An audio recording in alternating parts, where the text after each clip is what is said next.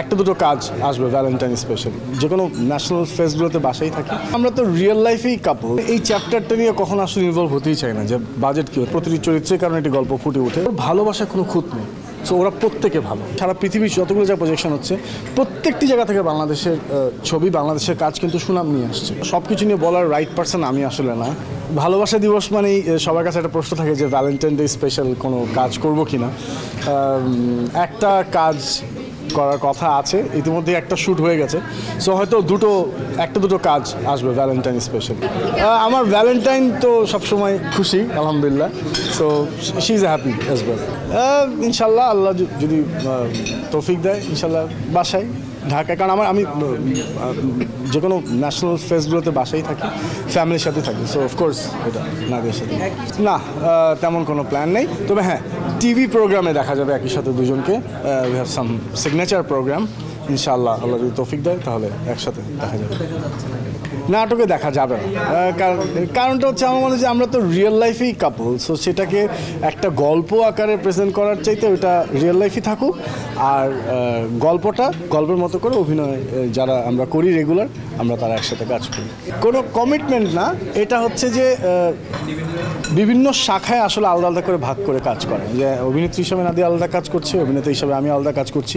তবে হ্যাঁ, যদি কোনো টিভি প্রোগ্রাম হয়, যেটা গত বছর আমরা করেছি, এই বছর ইনশাল্লাহ করার তৌফিক যদি আল্লাহ দেয় তাহলে করবো। সেটাই হচ্ছে যে টিভি প্রোগ্রামে দেখা যাবে দুজনকে একসাথে।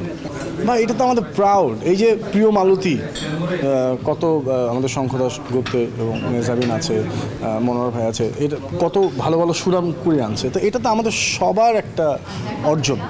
তো দেশের বাইরে ইভেন সাকিবের ছবি যাচ্ছে, সবার ছবি যাচ্ছে, তো এটা তো আমি বলবো যে আমাদের জন্য অবশ্যই একটা বড় অর্জন।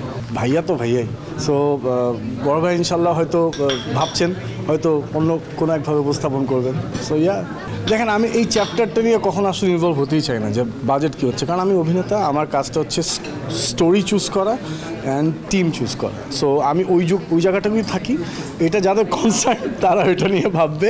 আমার কাজ হচ্ছে আমি গল্পটাতে ঠিকঠাক মতো নিজেকে উপস্থাপন করতে পারছি, কারণ গল্পের প্রতিটি চরিত্রেই আসলে ইম্পর্টেন্ট, প্রতিটি চরিত্রের কারণে একটি গল্প ফুটে ওঠে। সো গল্প ঠিকঠাক থাকলে যে কোনো চরিত্রে কাজ করে। আমার মতে যেটা, সেটা হচ্ছে যে প্রত্যেকটা অভিনেত্রী যারা এখন কাজ করছে, ইয়াং যারা স্পেশালি, ওদের লাইফের বেস্ট টাইমটা ওরা দিয়ে দিচ্ছে ইন্ডাস্ট্রিতে, যেটা আর কোনোদিন ফিরে আসবে না। সো তার মানে ও কতটা ভালোবেসে কাজ করছে, সো ওর ভালোবাসার কোনো খুঁত নেই, সো ওরা প্রত্যেকে ভালো। এবং অনেকগুলো এজ গ্রুপের অ্যাক্ট্রেস এখন আমাদের বাংলাদেশে আছে, এই কারণে কিন্তু অনেক ধরনের গল্পে কাজ হচ্ছে। So everybody is fine, everybody is excellent, just we need projection. So যতগুলো জায়গায় প্রজেকশন হচ্ছে, সারা পৃথিবীর যতগুলো জায়গায় প্রজেকশন হচ্ছে প্রত্যেকটি জায়গা থেকে বাংলাদেশের ছবি, বাংলাদেশের কাজ কিন্তু সুনাম নিয়ে আসছে। So it's happening, I mean everybody is fine and everybody is so good. So we just need a good projection and good in a right place, so will earn more and more achievements day by day ইনশাল্লাহ।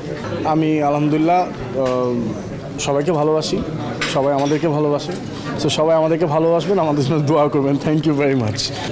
Look, it's an open platform, হ্যাঁ। So এইখানে অনেক কিছুই আসলে হবে, সব কিছুর দায়িত্ব কিংবা সব কিছু নিয়ে বলার রাইট পারসন আমি আসলে না। So there are other people two.